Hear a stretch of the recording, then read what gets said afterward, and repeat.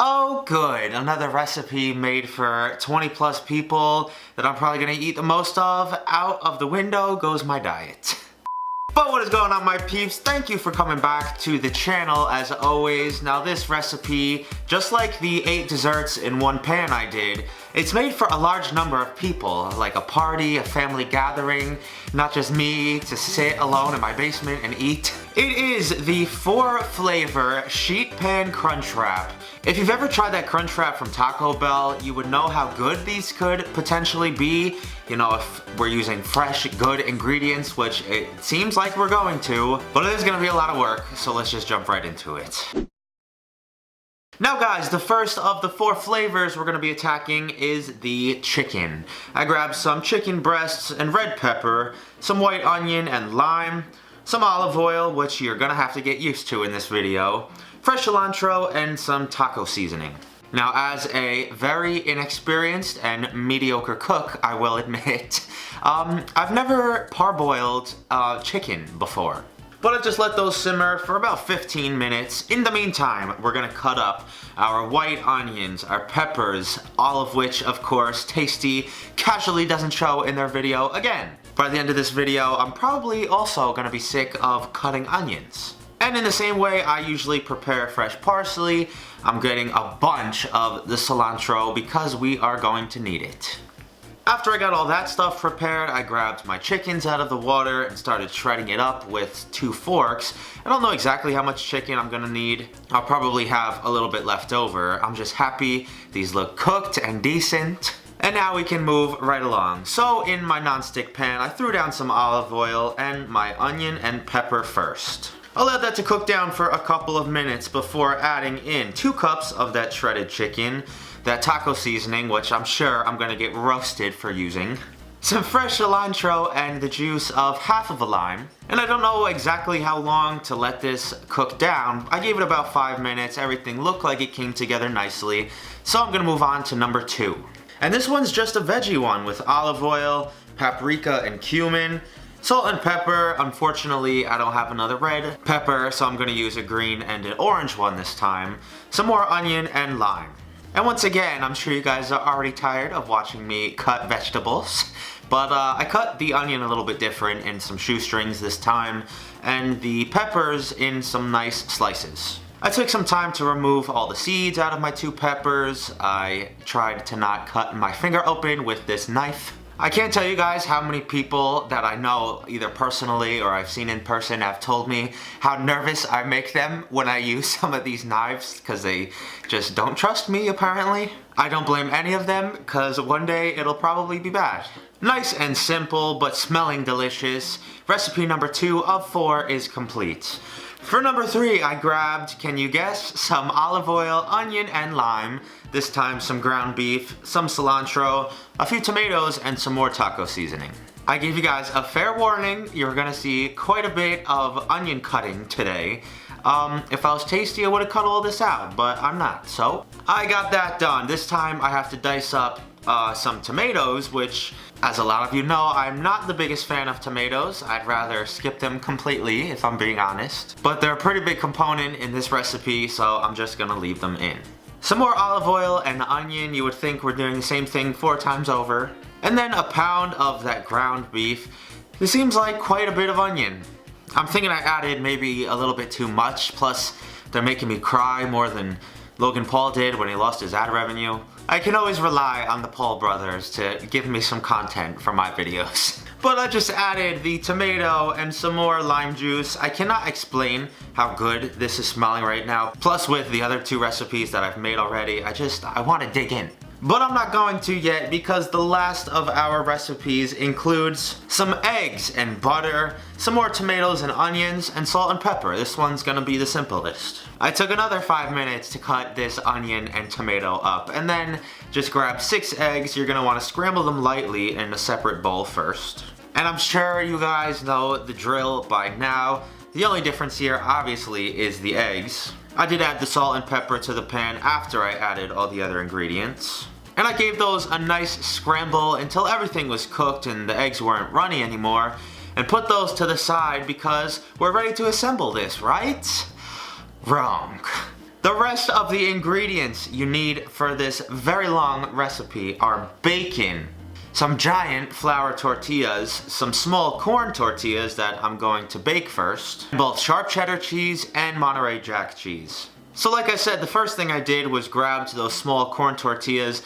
They already had like store-bought tostadas already. I could not find them, and I'm thinking these might come out even better. Once I tossed them in some olive oil, salt, and lime juice, I baked them in a 400-degree oven, and they came out really good. I put them to the side while I ripped open my pound of bacon. I feel like some poor company needs to start sponsoring these videos.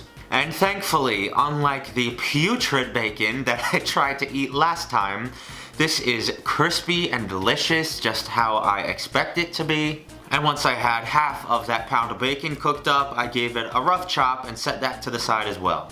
Now the last prep that we have to do is just shred up our blocks of cheese. You guys know what shredded cheese looks like. This took me about 10 minutes, but finally we are ready to throw it all together. Hallelujah. Onto my cookie sheet, which I think is the same size as Tasty's. I put down some cooking spray first, and then 7 of my large flour tortillas. You kind of want to interlace them here, so as they cook, they kind of mend together, but the cheese will help doing that as well. 3 cups of both cheddar and Monterey Jack. But for the main ingredients, in the first corner I put down the chicken mix, which was actually the perfect amount. I was surprised. I cornered that off, and in the second corner I added in my pepper mixture. Once again, surprisingly, it was the perfect amount. I'm also going super OCD, just like old school David, trying to get these perfectly squared away in each corner. Once you have all of that down, you're gonna toss on your chopped up bacon across the top of that as well. For the next layer, I tossed down 6 of our crispy corn tortillas and top the entire thing off with the rest of my shredded cheese. I don't know how I'm gonna prevent myself from eating half of this thing, but with the 8th and final flour tortilla, I slapped it down in the middle and folded up every single other one around the corners and up to the top, and they actually covered this whole thing very nicely. You're gonna wanna weigh this thing down with some other pans, maybe your cast iron skillet, whatever you have that's heavy and oven safe. And into a 375-degree oven. This went for 20 minutes. After that, I took off the weights that I had on top and left it in for another 15. After that 15 minutes, I don't have words for how this looks and smells right about now. Shoutouts to my dad who flipped it for me because I was too scared to ruin the whole thing. And this looks absolutely glorious. So I tried to cut it up in some even segments. I got 6 squares out of each flavor, which I do think was more than Tasty got. But the cheese looks melty, the beef and the chicken smell amazing. I have to taste this thing right now. It's been a very long time since I was this excited to try something. Also, I have a little bit of salsa because I think it's only right. And I'm gonna try them in the order that I made them. So first, the chicken.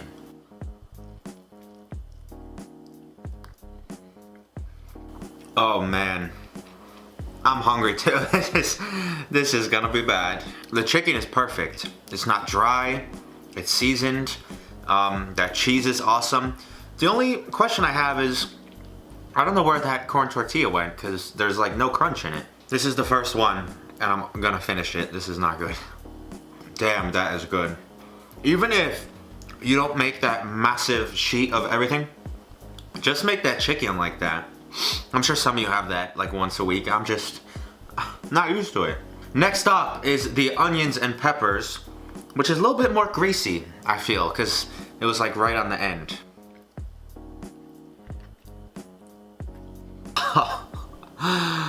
That's good too.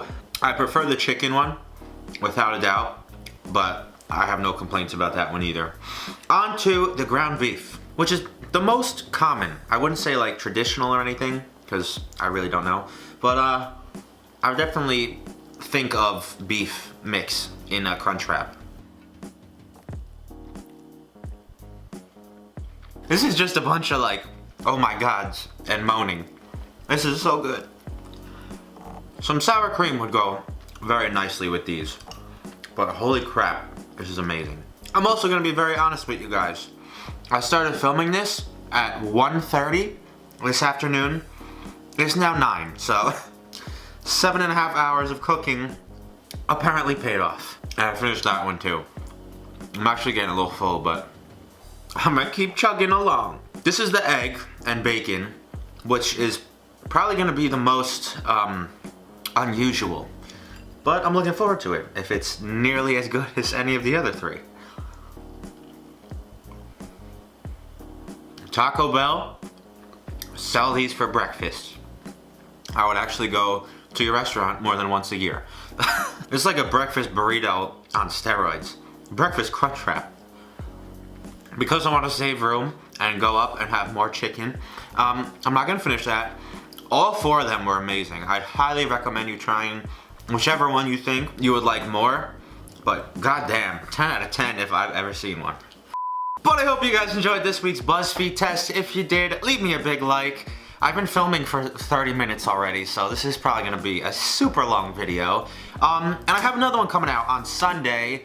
It's a DIY, it's a little bit different, so look out for that. Follow me on Instagram and Twitter, leave me a comment, tell me what to do next.